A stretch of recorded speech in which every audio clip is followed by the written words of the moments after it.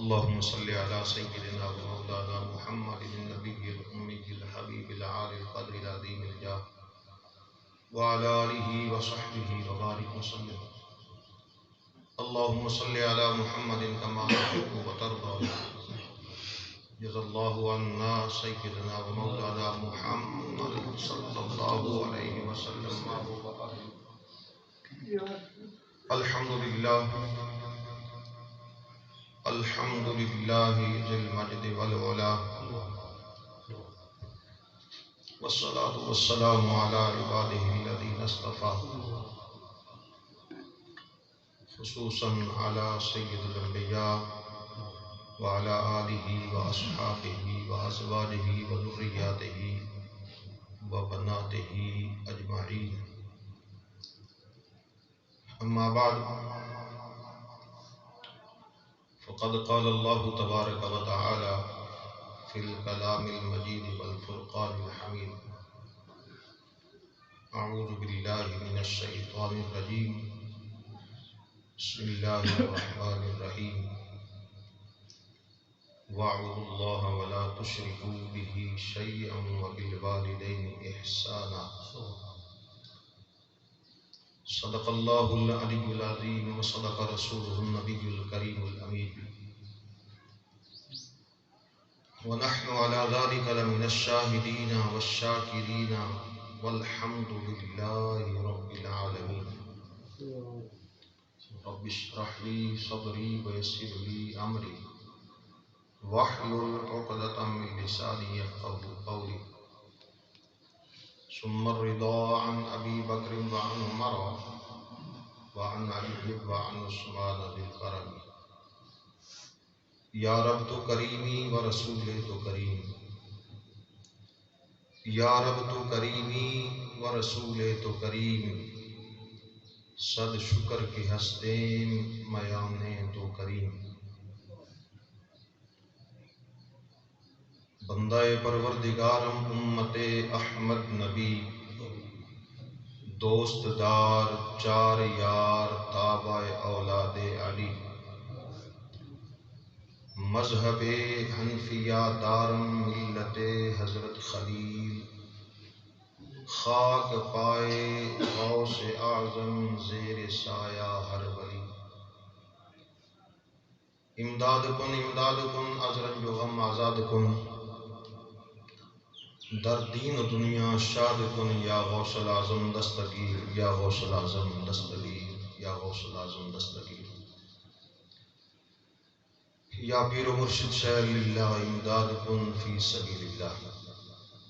ثم قال اللہ تبارک و تعالی فی شان حبیبہ مخبرا و آمرا: ان اللہ و ملائکتہ یصلون علی النبی یا ایہا الذین آمنوا صلوا علیہ وسلموا تسلیما. الصلاۃ والسلام علیک یا سیدی یا رسول اللہ. تمامی احباب محبت سے پڑھے: الصلاۃ والسلام علیک یا سیدی یا رسول اللہ وعلی آلک واصحابک یا حبیب اللہ. الصلاۃ والسلام علیک یا سیدی یا نبی اللہ وعلی آلک واصحابک یا سیدی یا نور اللہ. رتبہ ماں باپ کا کتنا ذی شان ہے، رتبہ ماں باپ کا کتنا ذی شان ہے، اف تک نہ کہو یہ حکم قرآن ہے. رتبہ ماں باپ کا کتنا ذی شان ہے، اف تک نہ کہو یہ حکم قرآن ہے. اور حج مقبول ہے ایک نظر دیکھنا، حج مقبول ہے ایک نظر دیکھنا، اپنے پیارے نبی کا یہ فرمان ہے.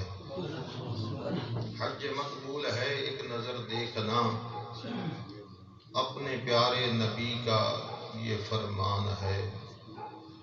اللہ تبارک و تعالیٰ جل شانہ کی حمد و ثنا، ہر قسم کے درود و سلام آقا نامدار ہادی برحق رسول محتشم نبی مکرم رحمت دو عالم صلی اللہ علیہ وآلہ واصحابہ وبارک وسلم کی ذات والا مرتبت کے لیے آج کی یہ محفل مبارکہ محمد فیصل اس کی خالہ جان مرحومہ مغفورہ کے ایصال ثواب کے لیے سجائی گئی۔ اللہ تبارک و تعالیٰ کی بارگاہ ارض و سما میں دعا کریں گے اللہ کریم اپنی رحمت کاملہ کا صدقہ، نبی کریم علیہ السلام کی نظر رحمت کا صدقہ، سیدہ پاک کی چادر تطہیر کا صدقہ مرحومہ کو کروٹ کروٹ جنت عطا فرمائے۔ اللہ کریم اس کی زندگی کی تمام خطائیں معاف فرمائے۔ اللہ کریم اس کے نیک اعمال میں برکتیں اور اپنی رضا شامل حال فرمائے۔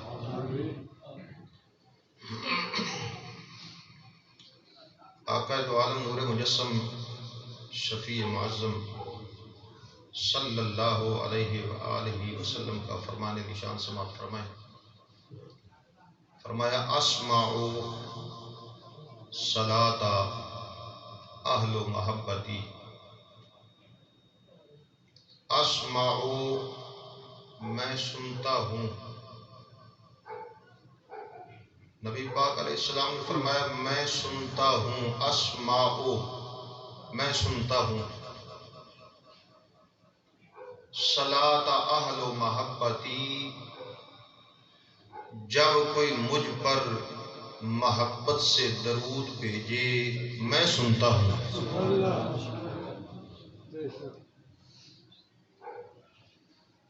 کوئی زمانے کی قید نہیں لگائی،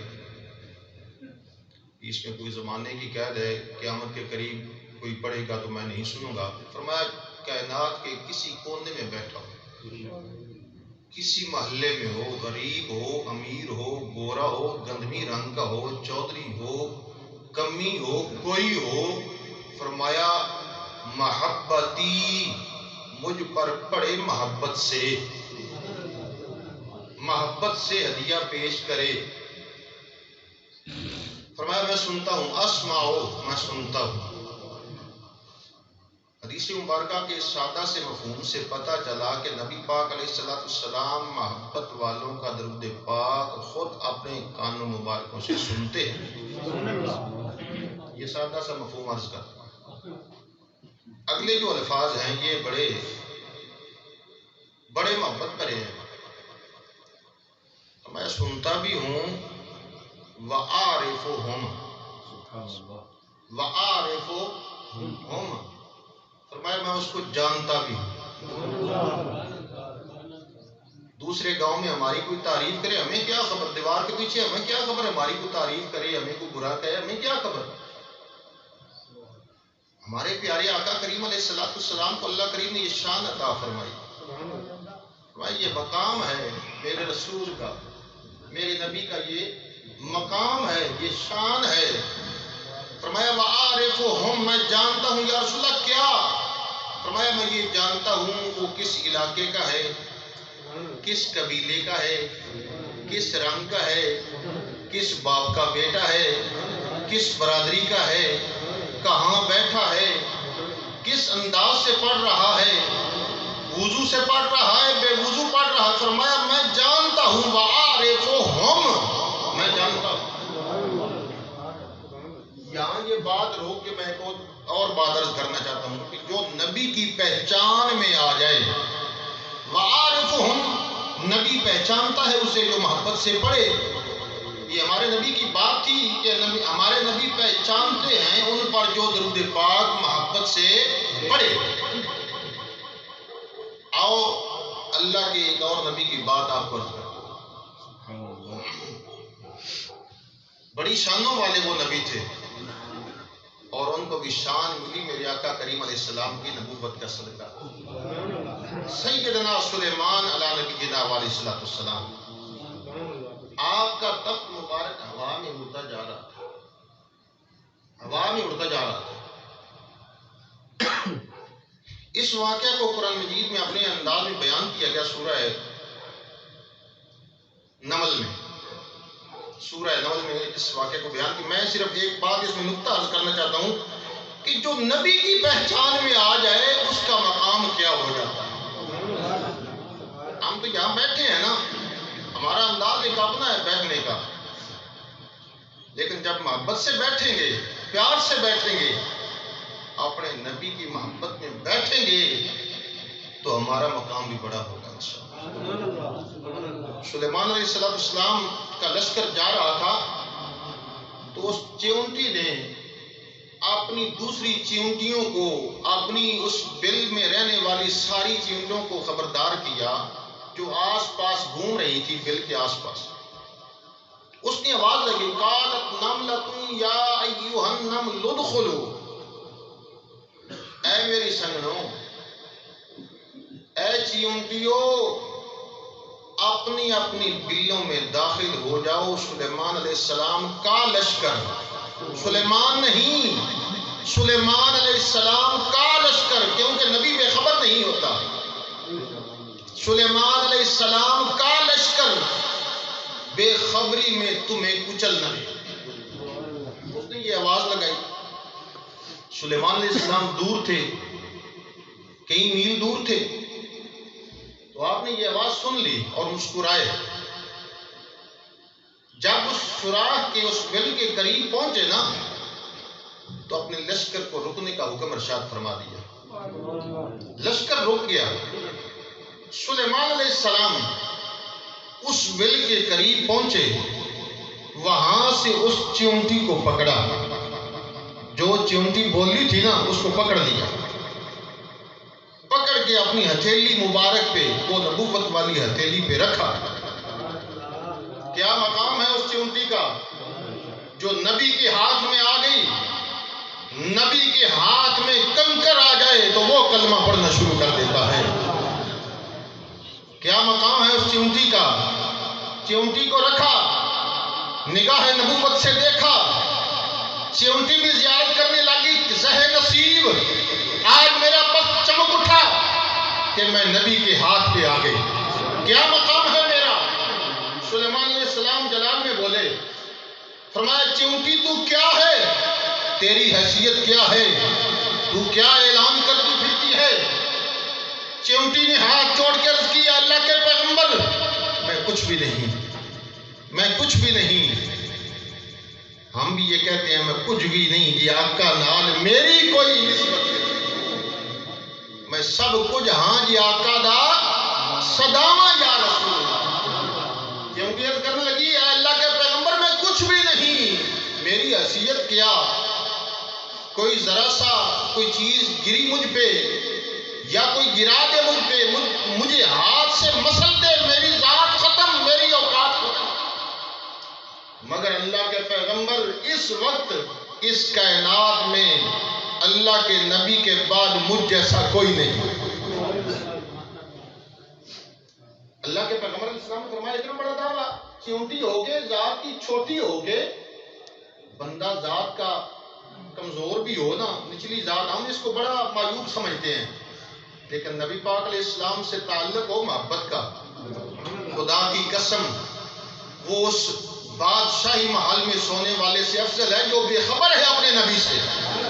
وہ شاہی بستر پہ سونے والے سے افضل ہے جو نبی پاک علیہ السلام سے رشتہ محبت جوڑ کے بیٹھا ہے اور ایک کلی میں بیٹھ کے نبی پاک کو روزانہ یاد کر کے سوتا ہے.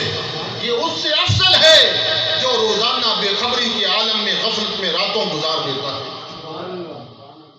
اللہ کے پیغمبر نے فرمایا، اتنا بڑا دعویٰ چھوٹی ہو کے، اتنا بڑا دعویٰ. جی اللہ کے پیغمبر اتنا بڑا دعویٰ، دلیل یہ ہے. آپ نے فرمایا دلیل کیا ہے. عرض کرنے لگی دلیل یہ ہے کہ اس وقت میں اللہ کے نبی کے ہاتھ میں ہوں اور نگاہ نبوت صرف اور صرف مجھ پہ ہے. اس وقت مجھ جیسا کوئی نہیں ہو سکتا. ایک چیونٹی ہو وہ اللہ کے پیغمبر کی معرفت میں آ جائے، وہ پہچان میں آ جائے، اس چیونٹی کا یہ دعویٰ ہے کہ اس کائنات میں مجھ جیسا کوئی نہیں ہو سکتا. وہ امام الانبیاء کا امتی خدا کی قسم اس جیسا کوئی عاشق ہو ہی نہیں فرمایا وہ میری نظر میں ہے، میں پہچانتا ہوں اسے، وَأَعْرِفُهُمْ میں جانتا ہوں۔ کون کہتا ہے؟ اللہ کے محبوب علیہ السلام نے فرمایا میں جانتا ہوں اسے۔ جب تو اللہ کے نبی کی پہچان میں آ گیا تو عام نہیں رہا، تو خاص ہو گیا۔ تو جب بھی موقع ملے نا درود پاک پڑھنے کا، محبت سے جھوم کے پڑھا کرو، جھوم کے پڑھا کرو محبت سے، یہاں محفلوں میں نہیں، اپنے گھروں میں بیٹھ کے، بچوں میں بیٹھ کے، اپنی بچیوں کو بٹھا کے، اپنی بیوی کو بٹھا کے، اپنی بہنوں کو بٹھا کے، اور ایک مرتبہ نبی پاک علیہ السلام کی بارگاہ میں حاضری لگوا دیا کریں ہمارے گھروں میں برکت آ جائے گی۔ نبی پاک علیہ السلام نے فرمایا جو قیامت کی مشکلوں کو آسان کرنا چاہتا ہے، قیامت کی منزلوں کو آسان کرنا چاہتا ہے، میدان معاشر کی منزلوں کو آسان کرنا چاہتا ہے، جی یا رسول اللہ، فرمایا وہ مجھ پر زیادہ درود پاک پڑھا کرے، قیامت میں اللہ اس کی مشکلیں، اس کی منزلیں آسان فرما دے گا۔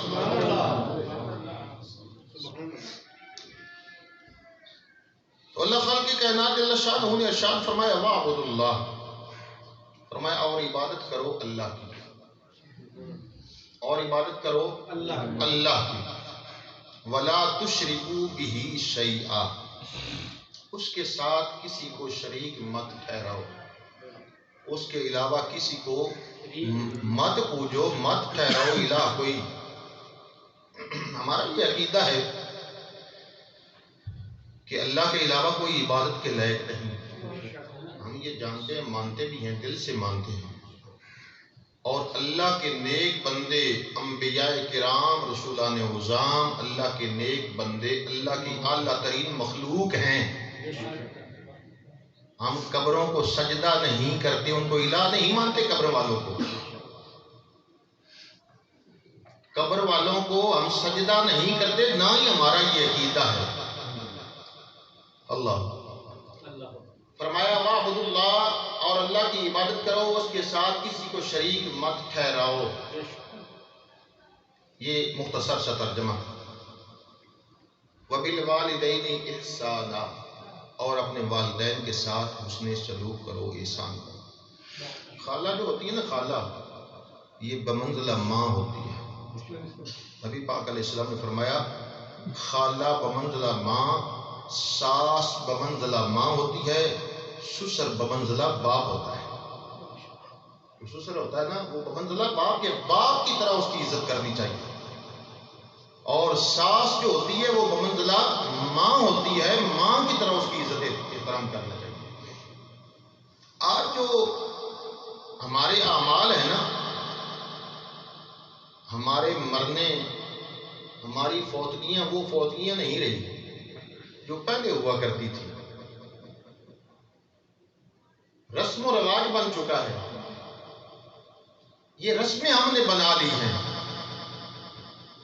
پہلے فوتگی ہوتی تھی نا تو جس گھر میں فوتگی ہوتی تھی 7 گھروں تک گھروں میں چولہا نہیں جلتا تھا، نہیں جلتا تھا چولہا، وہ محبت کرتے تھے، لوگ اپنی ہمسائیگی سے محبت کرتے تھے، پیار تھا انہیں، اور کوئی ایسا ویسا کلمہ بھی نہیں بولتے تھے کہ ہماری ہمسائیگی میں فوتگی ہو چکی ہے لہذا ہم نے دھواں نہیں دکھانا اپنے گھر میں۔ یہ محبت تھی ان کی، ورنہ ممانعت کوئی نہیں ان کو، یہ محبت تھی ان کی۔ آج وہ فوتگیاں نہیں رہی، وہ محبتیں نہیں رہی، رشتے ناطے کمزور ہوتے جا رہے ہیں، اور یہ رشتے ناطے اتنے کمزور، دنیا کی دلدل میں پھنس کر ہم اتنے اپنے آپ کو کمزور کر چکے ہیں، ہم نے اپنا یقین اور ایمان بھی کمزور کر لیا ہے۔ چھوٹی چھوٹی باتوں پہ پھسل جانا، معاذ اللہ، اللہ کے احکامات کو سن کر پھر دائیں بائیں ہو جانا، رسول اللہ کے حکموں کو سن کر پھر دائیں بائیں ہو جانا، اور ان کو ہلکا جاننا، کوئی بات نہیں، دیکھا جائے گا، پھر کر لیں گے اللہ کے حکم کو۔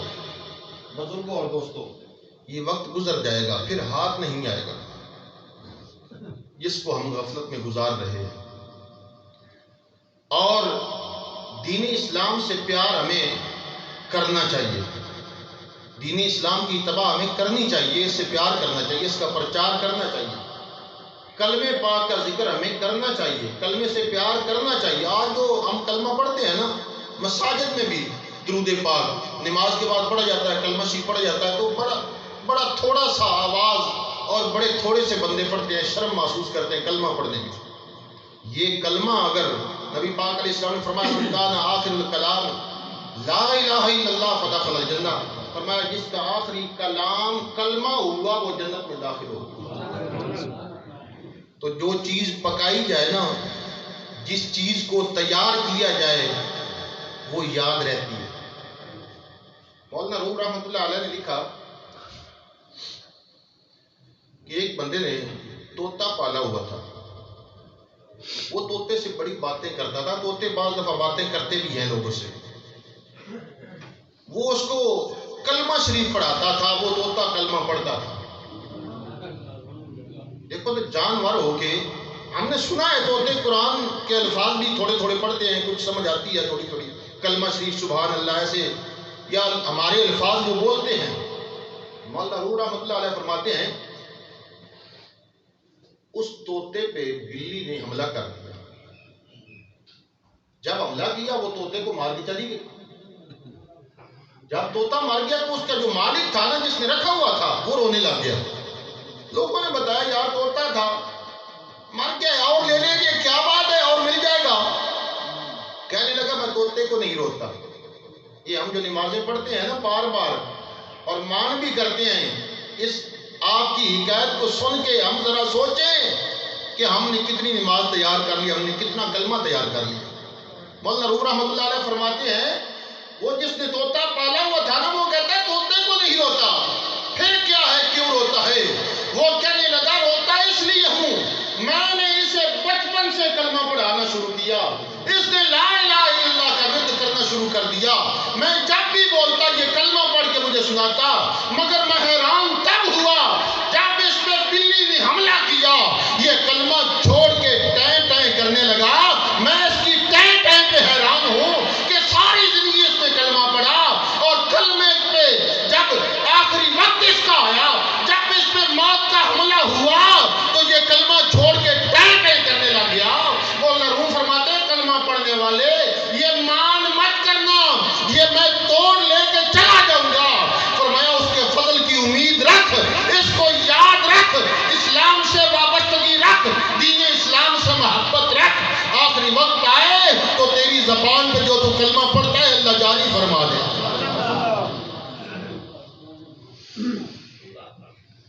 کوئی یہ چھوٹی چھوٹی باتیں ہوتی ہیں نا، یہ بڑی سبق آموز ہوتی ہیں۔ کاریگر تھا جو مزدوری یہ دیہڑی پہ مستری کام کرتے ہیں نا، وہ مستری صاحب کام کرتے تھے، مولانا نے یہ بات لکھی ہے۔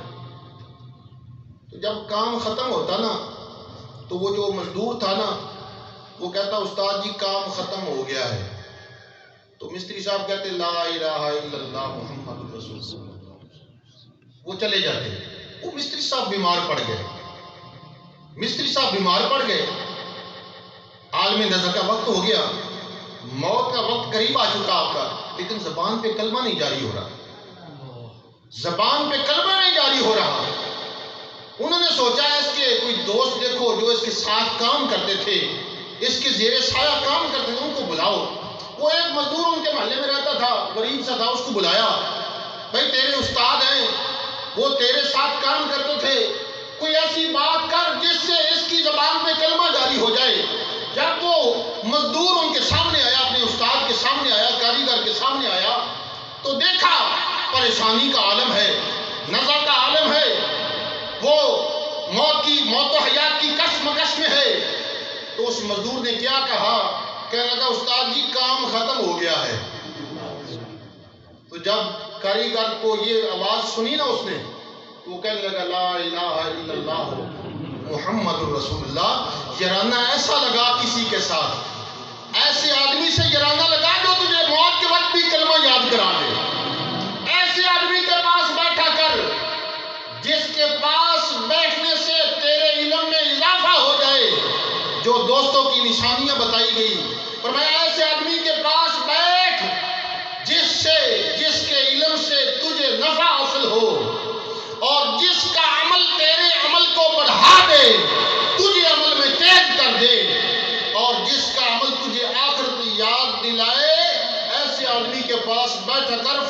لوگوں کے پاس مت بیٹھا۔ فرمایا وہ بندہ بڑا ہی خسارے میں ہے، وہ بندہ بڑا ہی نقصان میں ہے جو کسی عالم دین کے پاس رہتا تھا، اس کے پاس بیٹھتا تھا، مگر عالم دین سے دین سیکھ نہ سکا۔ فرمایا وہ بڑا ہی بندہ نقصان میں ہے، وہ بڑے ہی خسارے میں۔ ایک دو باتیں والدین کی فضیلت کے حوالے سے عرض کر دیتا ہوں۔ فرمایا وَبِالْوَالِدَيْنِ إِحْسَانًا، والدین کے ساتھ حسن سلوک کرو۔ اور حسن سلوک کے متعلق علماء کرام مفسرین کرام نے جو نکات بیان فرمائے میں سے ایک عرض کرتا ہوں۔ احسان یہ ہے کہ جب تیرے ماں باپ یا دونوں میں سے کوئی ایک بوڑھے ہو جائیں اور ان کی خدمت کا موقع تجھے مل جائے اور ان کو پاخانہ وغیرہ کرانے کا موقع تجھے مل جائے، فرمایا پھر اپنی ناک پہ کپڑا مت رکھنا، پریشانی کا اظہار مت کرنا، یہ نہ کہنا مولا میرے باپ کو پردہ دے دے، یہ گھر میں پریشانی بن گئی ہے، میری ماں کو پردہ دے دے۔ فرمایا احسان یہ ہے کہ جس طرح تیرے ماں باپ نے تیرے چھوٹی عمر میں تجھ پہ رحم کیا اور تو چھوٹا تھا، ان کی چھاتی پہ پیشاب کر دیا کرتا تھا، وہ بغیر ناک پہ کپڑا رکھے وہ تجھے صاف کر کے تجھے پھر سینے سے لگا لیتے تھے۔ فرمایا تو بھی ایسا ہی کیا کر، تیرے ماں باپ جب بوڑھے ہو جائیں ان کو صاف کر کے پھر ان کو قریب کر لیا کر، ان کے ساتھ محبت کا رشتہ قائم کر لیا کر۔ فرمایا ان کو دور نہ کر، اس لیے یہ تیرے لیے رحمت بھی ہے اور تیرے لیے جنت بھی ہے۔ سیدنا عمر فاروق رضی اللہ تعالی عنہ، آپ کی بارگاہ میں یمن سے ایک شخص آیا، آج عرض کرتا حضور میں نے اپنی امی کو اپنے کندھوں پہ بٹھا کے حج کروایا ہے، حج کروا دیا ہے، اور رستہ اتنا پتھریلا تھا کہ اس سفر میں میرے پاؤں زخمی ہو گئے، میرے پاؤں سے خون بہنے لگ گیا، کیا میں نے اپنی امی کا حق ادا کر دیا؟ تو آقا عمر فاروق رضی اللہ تعالیٰ کو فرمانے لگے ماں کا حق تو نے کیا ادا کرنا تھا کہ ماں نے جو تجھے جنم دیتے وقت وہ جو درد ہوئے اسے، اس درد کے ایک جھٹکے کا بھی حق تو نے ادا نہیں، ایک جھٹکے کا بھی حق تو نے ادا نہیں۔ آج ہم پڑھ جائیں یا تھوڑا سا ہمیں علم آ جائے، ہم کہتے ہیں ابا جی ذرا سائڈ پہ بیٹھنا، میرے دوست آئے ہوئے ہیں، مہربانی کر کے سائڈ پہ بیٹھنا۔ ہم ماں باپ کو اتنا حقیر مال اللہ سمجھتے ہیں۔ حضور نبی کریم علیہ السلام کی بارگاہ میں ایک حضور کا غلام آیا، عرض کرنے لگا میرے آقا کریم یہ ارشاد فرمائے کہ ماں باپ کے ساتھ کیا حسن سلوک کرنا ہے، کیسے ماں باپ کے ساتھ پیش آنا ہے۔ نبی کریم علیہ السلام نے ارشاد فرمایا میرے غلام سن لے اور قیامت تک میرے آنے والی امت کو یہ بتا دینا کہ ماں باپ کے ساتھ تو کیا حسن سلوک کا سوال تو نے کر دیا۔ فرمایا جب تو باپ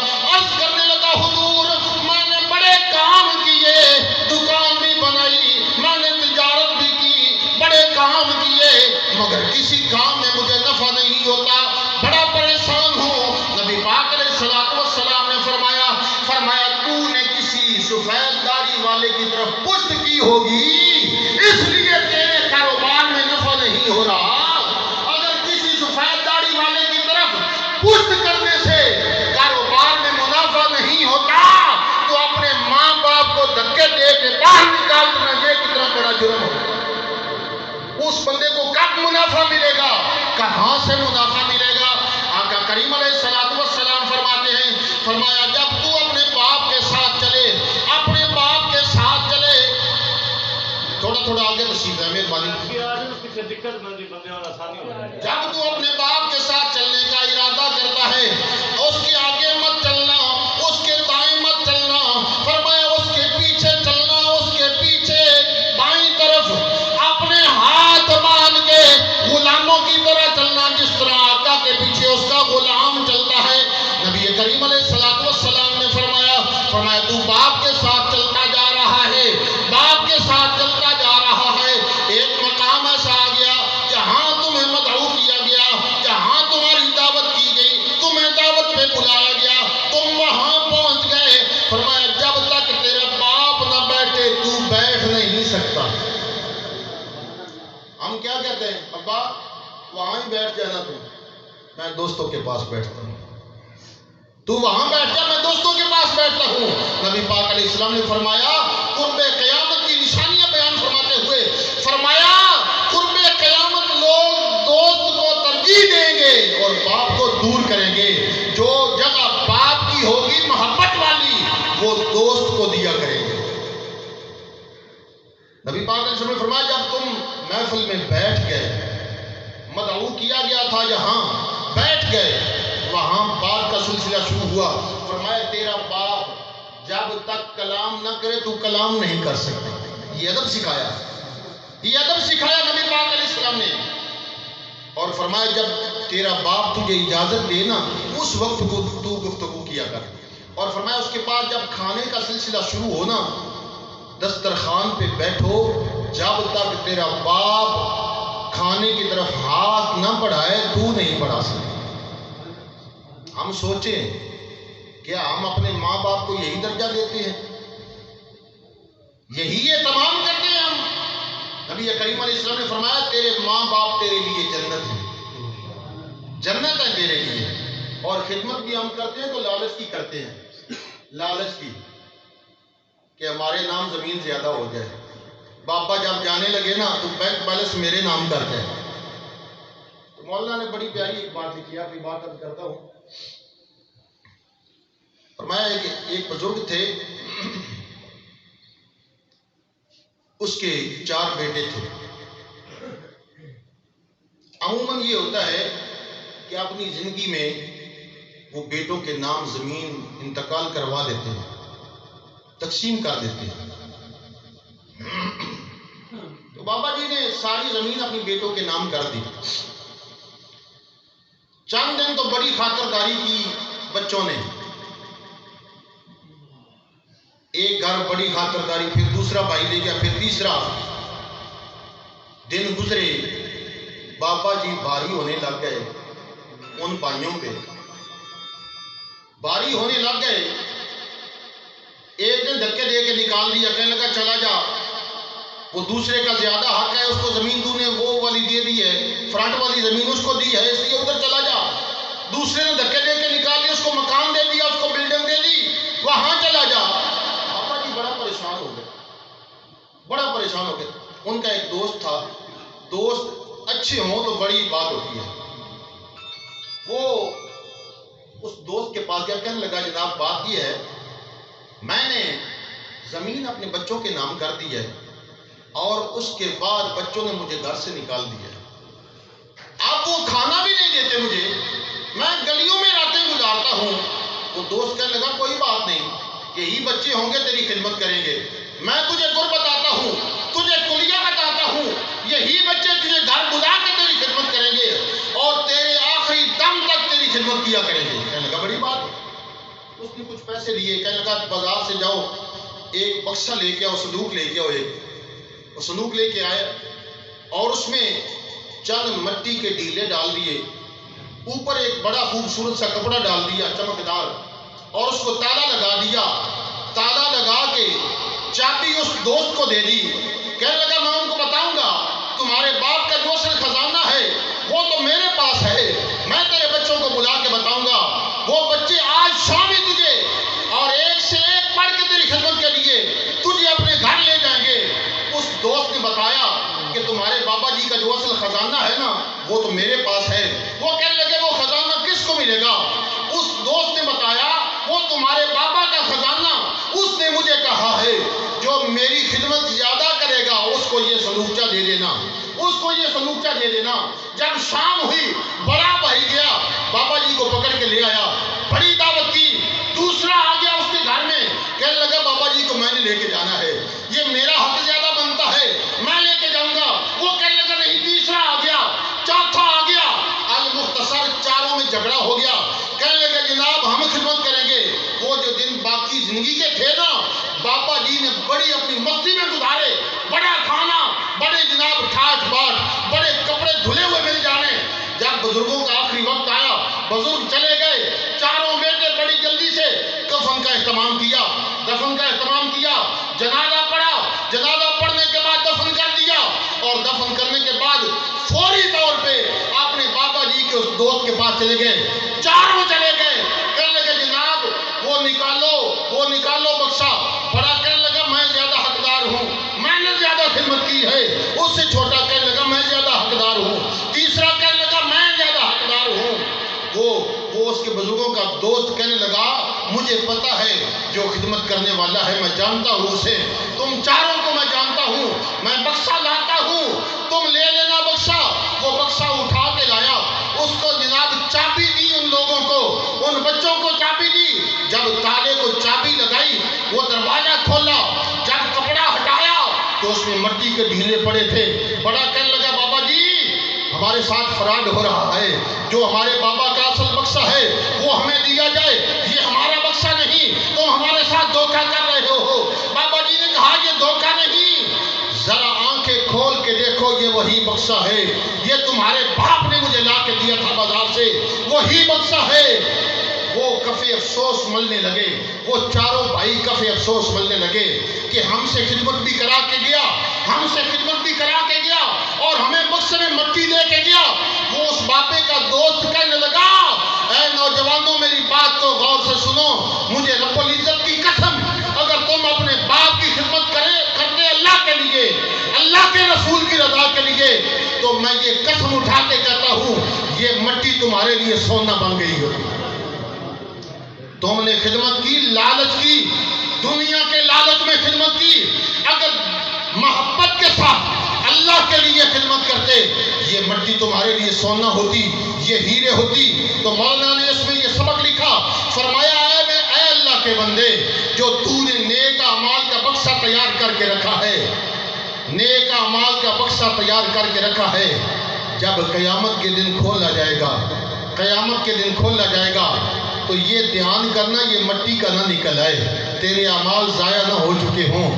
ایسے اعمال کر کہ اس بکسے میں اور اضافہ ہو جائے، اللہ تیرے نیک اعمال میں برکتیں عطا فرمائے۔ اللہ کریم ہمارا سب کا مل بیٹھنا اپنی بارگاہ میں قبول و منظور فرمائے۔ اللہ کریم ہمارا خاتمہ ایمان پہ عطا فرمائے، آمین ثم آمین۔